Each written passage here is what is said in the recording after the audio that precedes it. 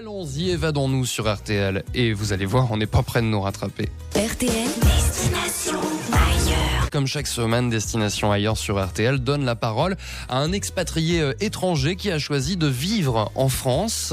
Il nous raconte son histoire, son expérience, son quotidien évidemment. Alors après Lindsay, Iris, Giampaolo, faisons connaissance aujourd'hui avec un Belge qui vit dans le sud de la France, dans le Vaucluse, à Gigondas exactement. Il s'agit de Jean-François. Bonjour Jean-François, bienvenue sur RTL. Et bonjour Vincent, bonjour Jean-Sébastien. Bonjour Jean-François.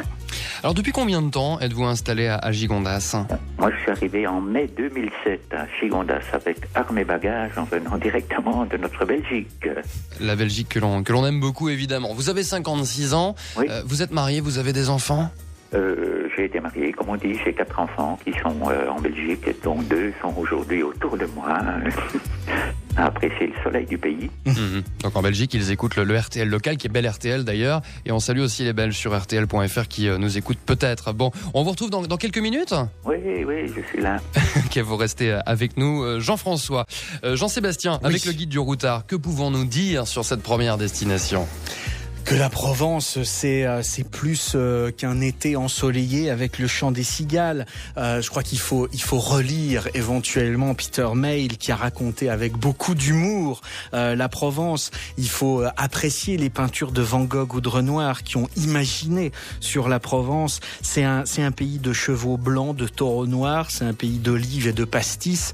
C'est les falaises ocres du Roussillon et les roches blanches des Alpes sont les vieilles villes aux tuiles rondes comme Aix-en-Provence. Ce sont les bonnes tables, ce sont des hôtes charmants, le tout sur un fond de ciel bleu et effectivement de chants de cigales. On part sur les pas de Frédéric Mistral et de Paul Cézanne, sur la route des Centonniers, sur les chemins d'un art de vivre encore préservé, c'est ce qu'on peut trouver. Alors, il y a la Provence de la Nationale 7 qui est très différente, qui a beaucoup changé depuis que Charles Trenet l'a chanté. Et puis, on peut faire quelques incartades comme ça, quelques excursions du côté du Luberon, du côté des Alpes, du côté de la Camargue. Et là, nous allons nous poser du côté de Gigondas. On est dans un magnifique terroir viticole qui est celui des Côtes-du-Rhône.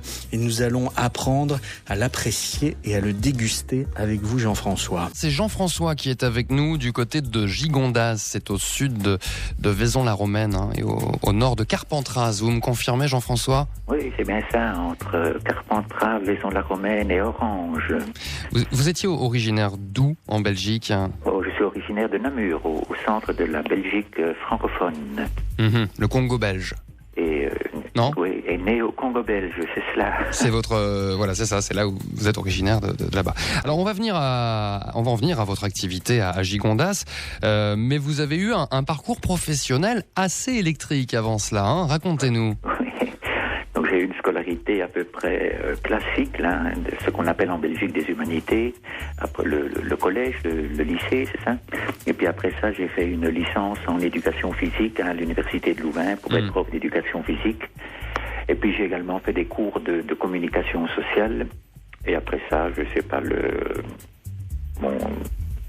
ma vie, mes passions m'ont mené vers l'agriculture et je me suis assez rapidement lancé comme tondeur de moutons en Belgique. Je suis parti en Charente-Maritime apprendre le métier de tondeur de moutons. Et puis de là, je suis revenu en Belgique très très fier. Moi, je savais tondre des moutons. J'ai fait une carte de visite, j'ai mis des petites annonces dans les journaux. Tondeur de moutons, travail pour vous. Et puis là-dessus, ça a été mon insertion dans le milieu de l'agriculture. J'ai fait de la tonte de moutons, j'ai fait de l'élevage de moutons, j'ai transformé de la laine avec mon ex-épouse qu'on faisait tricoter par des femmes des villages des environs pour revendre ces pulls sur des marchés. Et puis j'ai créé un élevage de poulets, des œufs en biologie. J'ai eu un restaurant à la ferme, j'ai été gestionnaire de maison de repos. Et puis un jour, j'ai atterri dans le monde du vin en Belgique. Là, il y a très peu de domaines viticoles en Belgique, mais j'ai eu la chance de travailler pour un ami, pour Philippe Graffé, pendant quelques années dans son domaine. Voilà, c'est ça. Cette dernière étape avant la France, 3 ans et demi dans un domaine viticole en Belgique. Oui. Alors déjà, première question, il y en a beaucoup de domaines viticoles en Belgique ? Non, il y en a vraiment très très peu. Je pense que sur la Belgique, il y a à peu près 250 hectares de vignes Et alors le domaine sur lequel je travaillais, c'était un domaine de 10 hectares, donc ça fait déjà un beau pourcentage, et 250 hectares, mais c'est parfaitement anecdotique. Mais bon, moi j'avais la chance de travailler dans ce domaine-là, un domaine professionnel tout nouveau, et donc j'ai eu une école d'apprentissage assez efficace. Ce qui nous amène à Gigondas, où vous êtes vigneron. Mais ça, je pense qu'on l'avait compris. Vous êtes, et c'est le titre de votre blog d'ailleurs, que l'on retrouve sur rtl.fr, vous êtes, je cite, le vigneron belge à Gigondas. C'est comme ça que vous qualifiez, ce qui est normal. Oui, tout à fait. Vous êtes le seul.